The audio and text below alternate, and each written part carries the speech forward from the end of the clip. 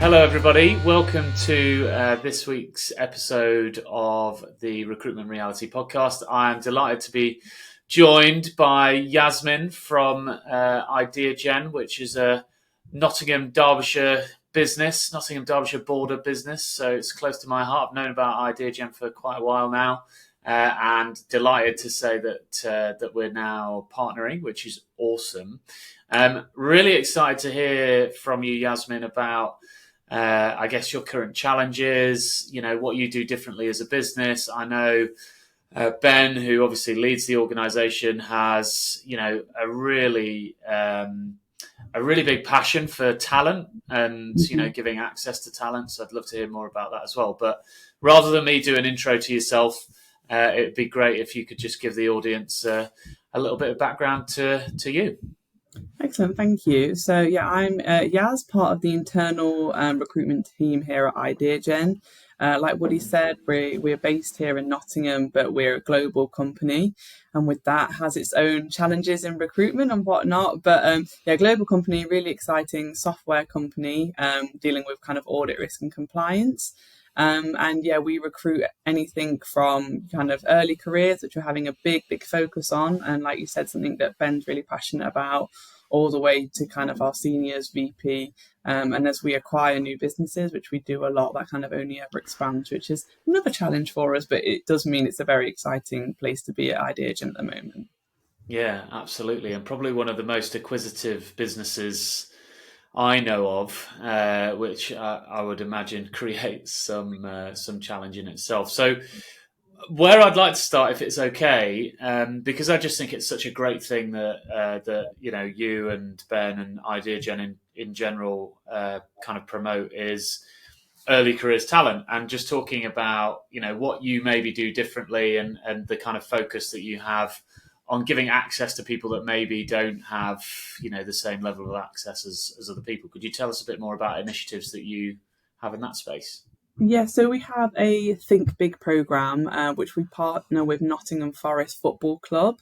And this kind of allows us, it's like kind of like reaching out to everyone and anyone, at schools, people that maybe university or college isn't the path for them. So we reach out to them and explain all the opportunities that we have here at Ideagen, specifically at the moment in our kind of Nottingham office in the UK, but we want to branch this out as we go on. But at the moment, we're focusing on hiring 15 apprentices for our Nottingham office, and this range from like UX designers to we've got some in the service delivery world, we've got some in the kind of project world as well. So it's kind of a very broad range of opportunities for young people at 16, and we're currently kind of advertising those roles and going out to schools because it's quite difficult for, I think, people 16-year-olds, young professionals, to understand what is service delivery, what do we even do, what is audit risk and compliance. So that's one of the, exactly. I don't even. It's certainly not something that they would sit there and go, "Wow, that sounds so exciting," because they don't know anything about it, right? Exactly. Whereas actually, software in any space can be really exciting.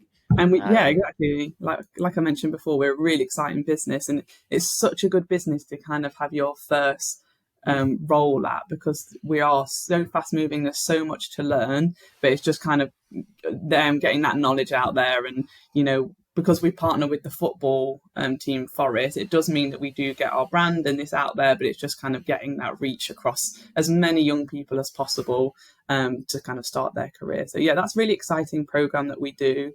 And we also do a sales software entry program that we've launched recently, and that is for anyone and everyone.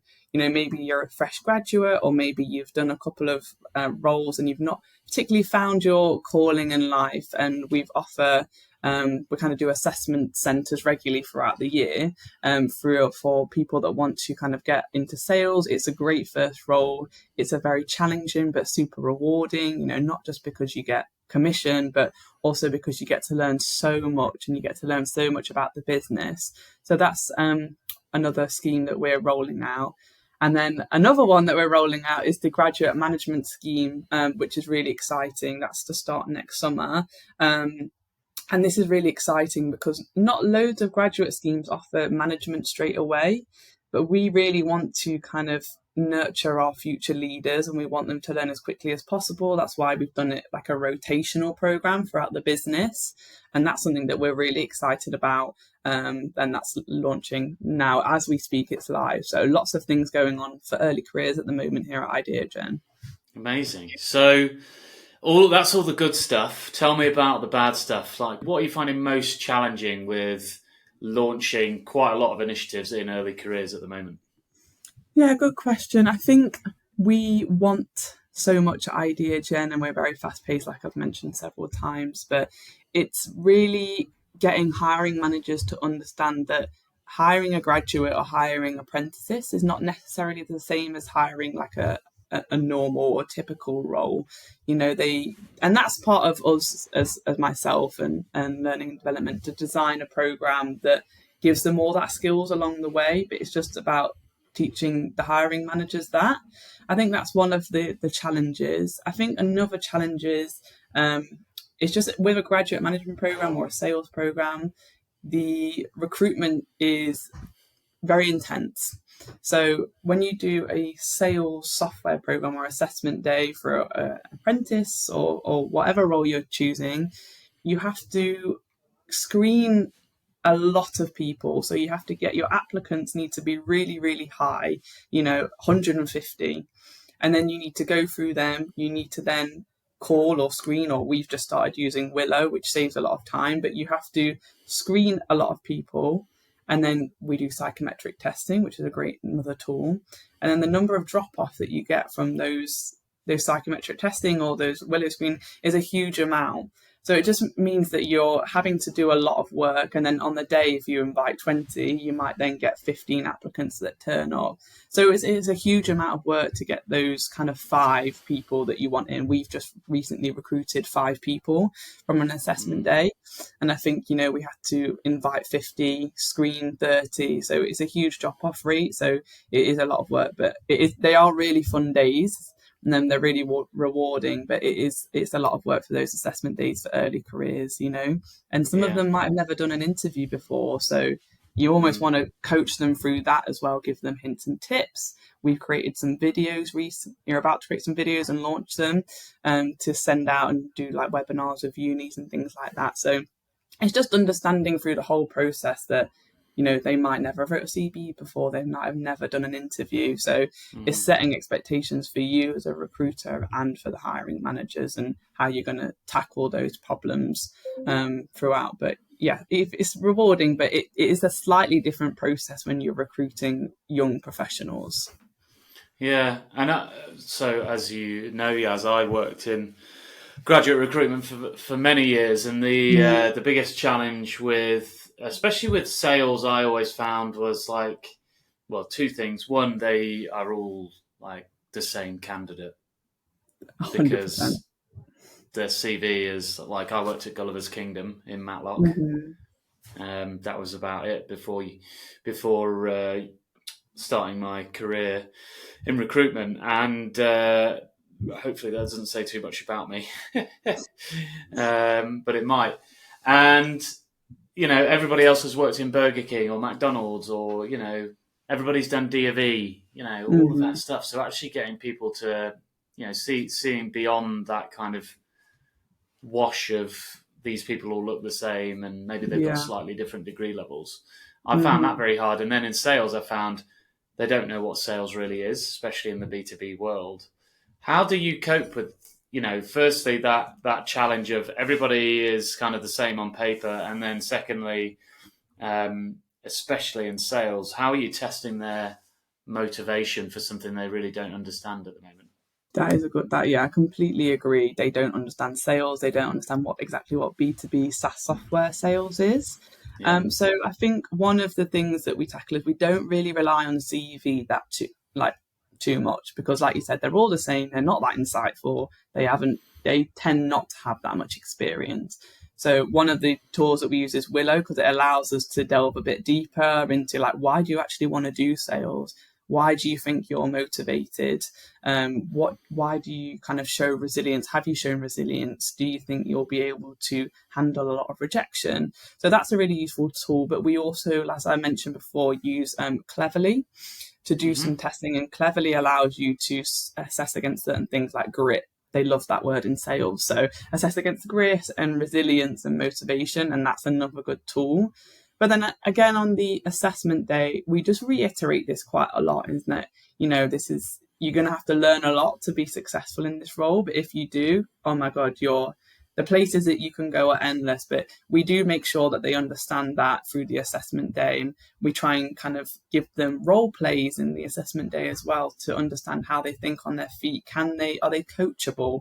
That's another thing in sales, that we need to understand. So I think that definitely is not a problem, but something that we have to overcome and really make sure that they understand that before they go into this role. And also we send them out.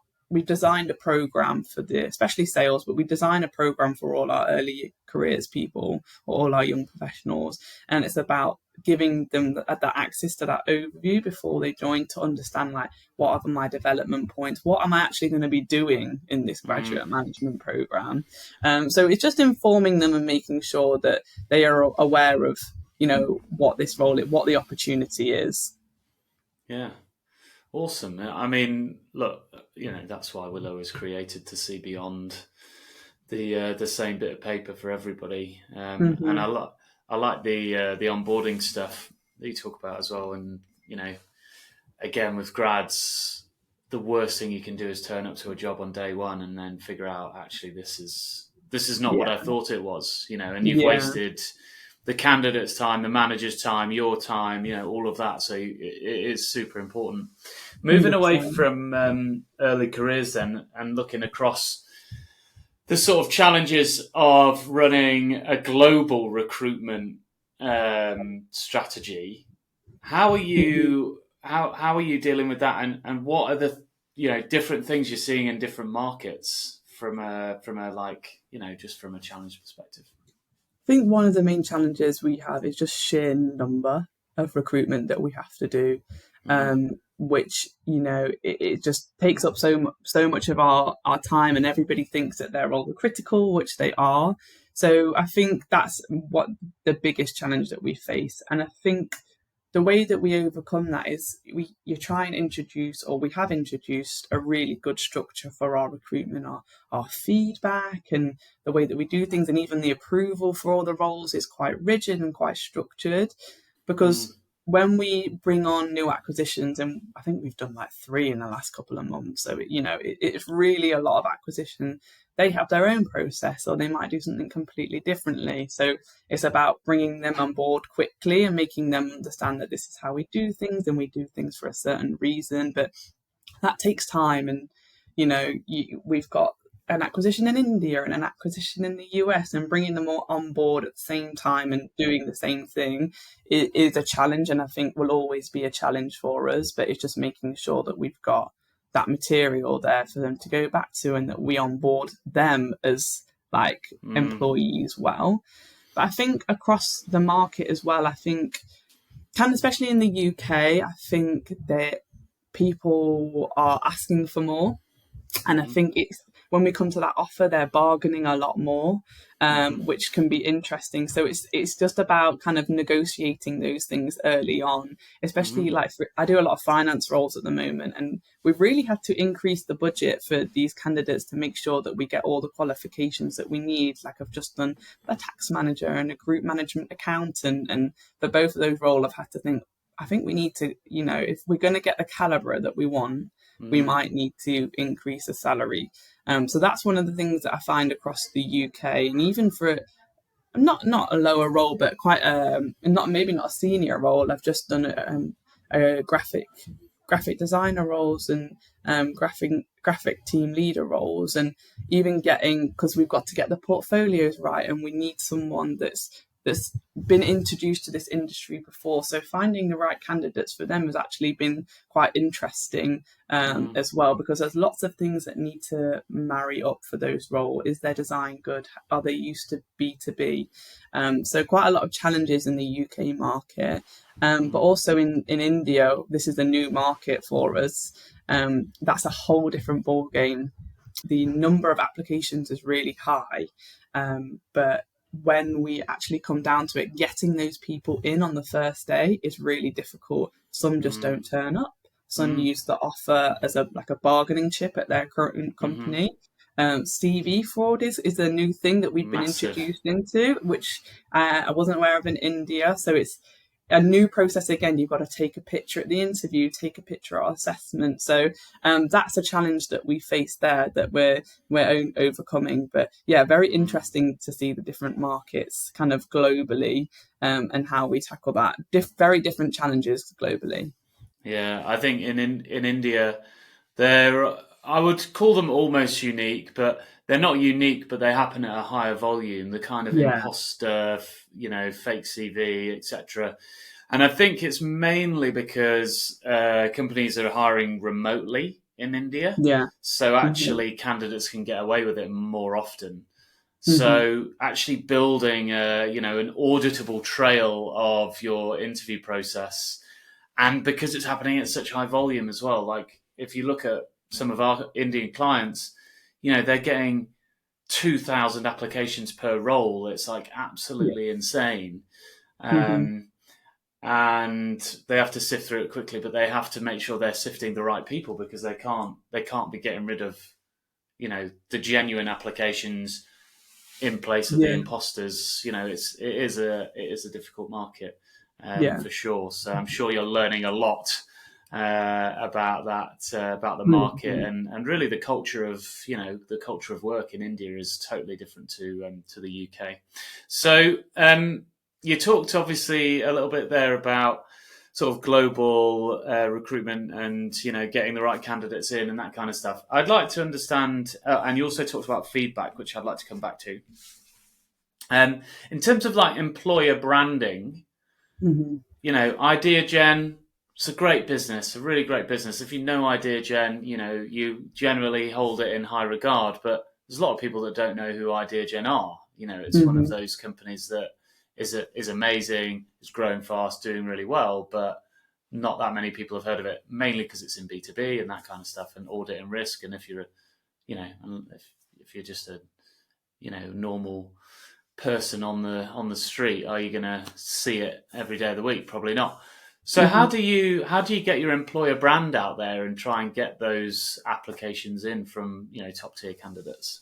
Yeah, it's a challenge that we overface, exactly like you said. If you know of us, then you know that we're a well-known company in that space. But if you're not in that space, then you don't know who we are.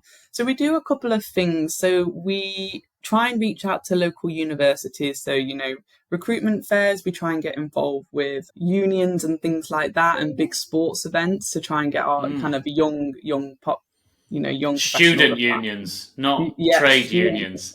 Not trade unions, student unions, kind of applying. But we also are trying to do a lot more on our social medias, through our Instagram or through our TikTok that we've just got onto now, and even like our Octopus, which allows us as a company to post things individually that have come from the LinkedIn page. So it's sort of like a page that we can go on and click that we want to kind of share. And we've been on a LinkedIn meeting recently, or my boss has, that shows that actually our engagement through this is gone up quite considerably.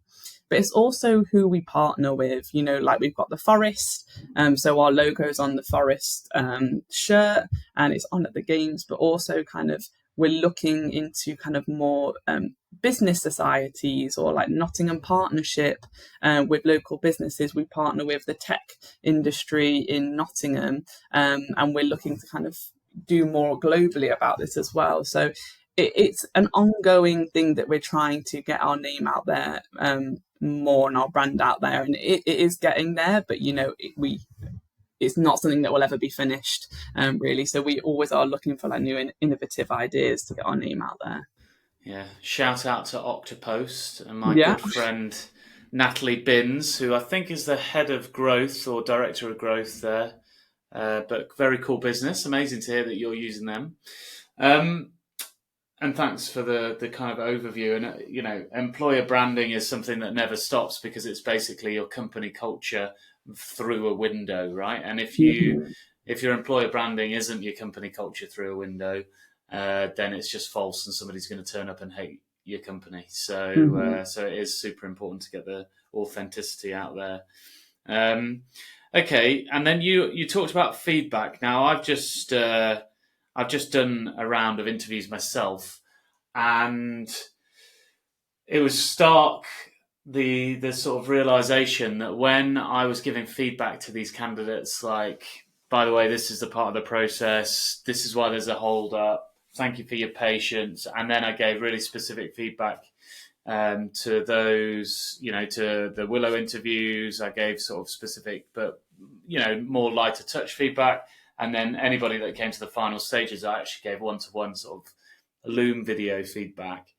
How do you approach feedback? Because I know you've got a really small team and you've got a lot to do. So how do you give candidates what they deserve whilst also, being just totally short on time? So feedback is a must. So, even though we are a short team, it's something that, candidates, especially if they've gone for a screening call or an interview, they deserve feedback. I think we have had, training from Cleverly, the provider that we used on how to give feedback and a quality feedback as well, and honest feedback. So what we do is we have just implemented a new ATS system called iSIMS, and it's really good in that we've created a feedback form for hiring managers and for the different levels as well, where they can implement their own interview questions and then give feedback on them. And then that's automatically sent to us so we can view it. And that really helps instead of me constantly nagging hiring managers, can you give me feedback? Can you give me feedback? So that's a really good tool. And also it has like a system on there where it reminds them constantly if they haven't given feedback to give feedback. Right, so really, that's good. Yeah. So really you don't have to do it. That saves you a lot of time. Exactly. So that's what we use, and then I will go through that, create like a nice feedback paragraph, some points to improve on, some really good strengths, maybe some more strategic feedback.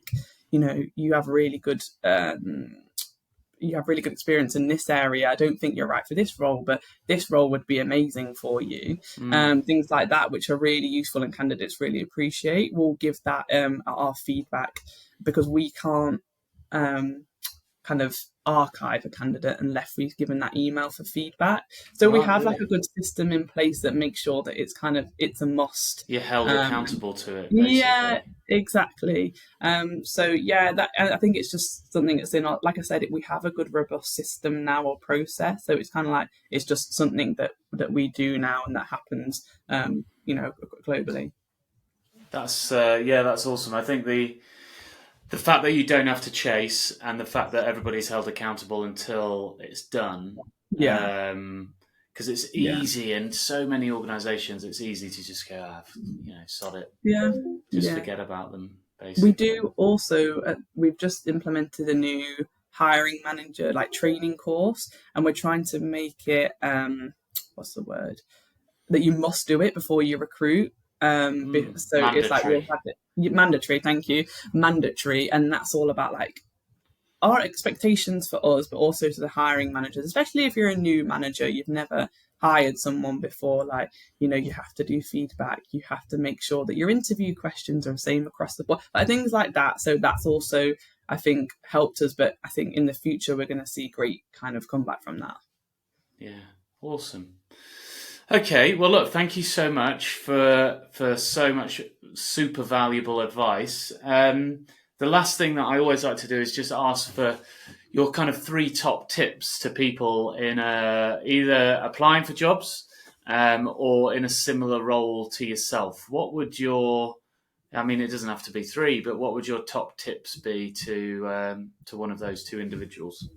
So I think my advice for someone that's in a position like myself or starting out with recruitment is it's okay to push back with hiring managers, or it's okay to give your advice or kind of set a process out before you begin. I think that's a really good tip, because especially when I first started, I'd never been in this type of organization before. So I think, there was almost that fear there to say, oh, I think you should do this type of interview, but that only ever grows. But I think that's a really good piece of advice. And I think a piece of advice for kind of candidates that are looking to apply, main thing for CVs is make sure that you read the job description and edit your CV before you apply, because you can always tell that someone that's just applied for loads of roles.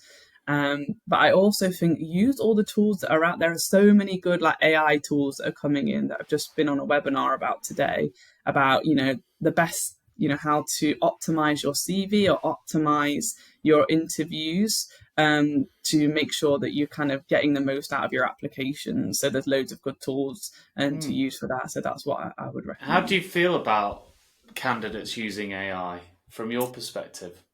I think it's inevitable. I think with the Willo interviews, for example, I can automatically tell when someone's just reading from ChatGPT and they're not giving an honest interview. However, I think, for example, I have dyslexia. If I was writing a CV, I would make sure that I put it through ChatGPT, make sure the grammar's correct, make sure, that's what I would use it for. So I think as long as you're using it to be the best version of yourself and not be a different version of yourself, something that's not authentic, then I would say use it. And I think even on the other side, as a business, is how, we implement it as well. And we're trying to implement it. So I just think you have to accept that it's coming. I mean, it's also, so there's two things to that. It's totally unfair to say to a candidate, you can't use AI and then use AI every day of your job. Yeah. Right? How ridiculous is that? Secondly, I totally agree. In our recruiting, you could see easily the people that gave unauthentic answers that were just completely scripted, had no depth, no specific examples, and they were just reading it off wherever. So regardless of what anybody says, yes, you could use ChatGPT in a video interview. You could use it on a telephone interview. You could use it to prep for anything. But the reality is you're going to be able to tell when somebody's being inauthentic. Or unauthentic. I don't know. I'm dyslexic too, whichever the right word is. And then 4, if somebody manages to go through the entire process using AI and they get through all of the tasks and absolutely everything, hire that person immediately.